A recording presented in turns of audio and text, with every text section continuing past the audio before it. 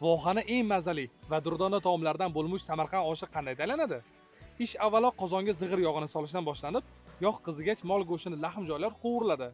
Taomi ko'rinmas, lekin mazasini hal qiluvchi piyoz ham qozonga tushgach, go'shti ulfati bo'ladi. Endi qozondan go'sht va yog'lar alohida olinib, qizil sabzi solamiz. Ustidan mohir me'morlardek iliy suylari solingach, o'rtasiga payli tushadi. Keyin navbat sarv sabziga. Bu oshni tayyorlashi san'at darajasiga olib chiqqan Dilmurod oshpaz akamizdan ham alohida e'tirof etishimiz kerak. Katta miqdorda go'sht, pay, iliyli tushgandan keyin ustidan yana sarv sabzi solinib, unga mayiz hamroh qilinadi. Albatta undan keyin mayiz og'asi nohot. Endi oshimizdan yaxshilab dimlanishi uchun maxsus yopinchiq yopiladi. Ma'lum vaqt o'tgach, sabzi ustiga yengil marli yozilib, ustidan qordek oppoq guruchlar o'rin oladi. Endi osh tayyorlashi eng nozik joyiga keldik. Ya'ni guruch dimlash, uni vaqtida ag'darish. Mas'uliyatli ish ham maromida bitdi. Guruchlariga rang kirib, dirkillab chiqdi. Samarqandda o'sha mashhur osh ham tayyor. Endi uni go'shtlari chopilib, laganga guruchlari alohida, sabzilari alohida qilib mushtariylarga tortiq qilinadi. Osh mazasiga kelsak, guruchlari shirali, sabzilar yetilib pishgan.